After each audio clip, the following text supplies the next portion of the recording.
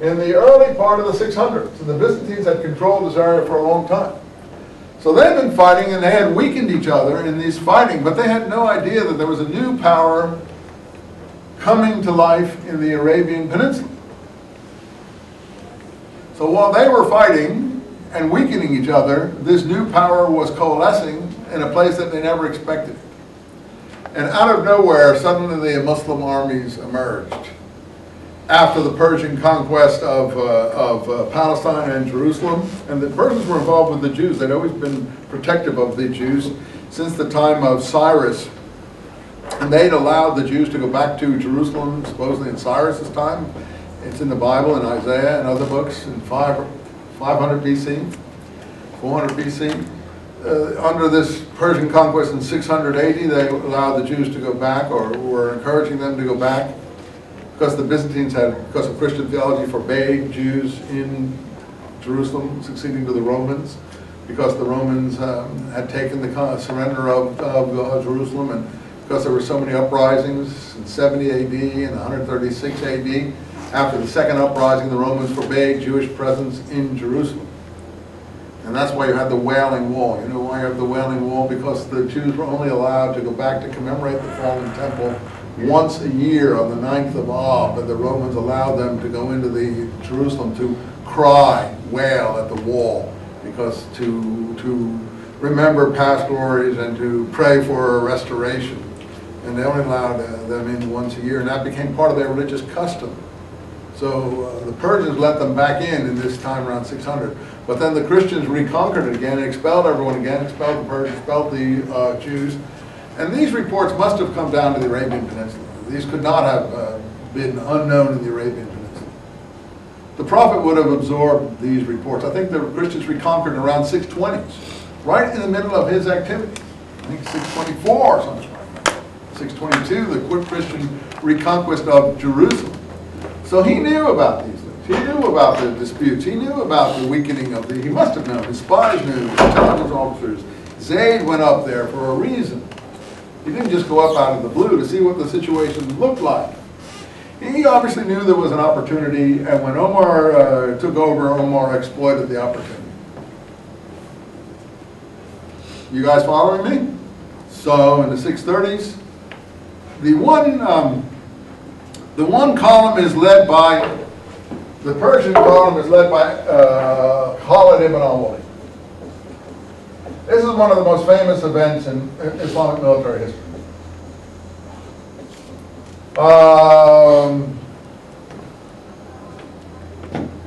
He's on the Persian column. There's another group in the Meccan column.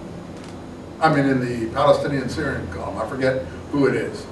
But one of the young officers in that group is a person called, I think his name, I'm not sure, but I think his name is Yazid ibn Abi Sufyan.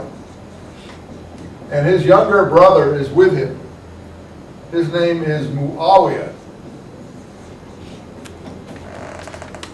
ibn Abi Sufyan. He's only a young lad. I think he may be in his teens, 13, 15, 16, something like that. He's a standard bearer for his brother Yazid in the columns. Yazid is killed in one of these battles. The Muslim columns in Palestine, Syria are not having a good time of it. This is around 636.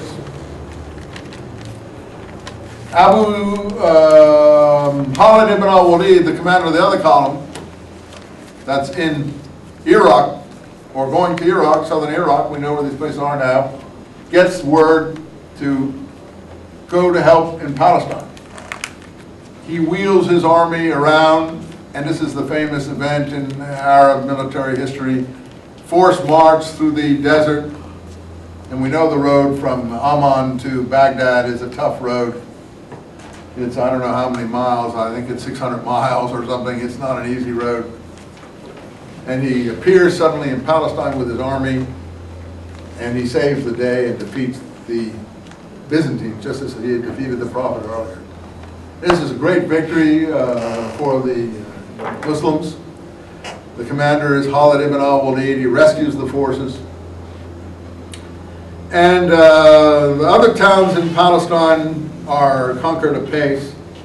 Many of them are walled cities, so they're bypassed. They don't really surrender so easily. But finally, by about 640, everything is pacified. Acre falls around 639. Jerusalem falls, even though it's a walled city, somewhere in that period. And that's the time that Omar comes up and visits Jerusalem. And that's where he's seen on the Temple Mount. This Christian prelate sees him walking around the Temple Mount there, the head of all the Muslim armies, the Caliph Omar, great imposing figure. And there's another one in the original army. All these, see, the Muslims didn't know how to fight. The people who knew how to fight were the previous Meccan aristocracy, the Umayyads. They know how to fight.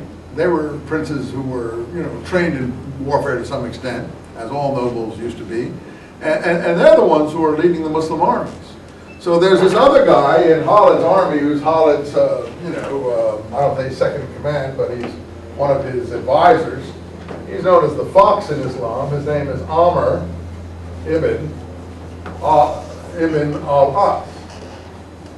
And I told you about him. He's one of the ones that he's a very significant character in this period of Islamic history that we have unfolding before us here. So Amr in Khalid's company writes to Omar in Medina, where Omar is carrying out the administration, and says he wants permission, Palestine being more or less subdued, this is around the late 630s, to go into Egypt. And Omar is very careful too. He's not a crazy person. He's very, he's very cautious. And apparently he sends Amr a note back.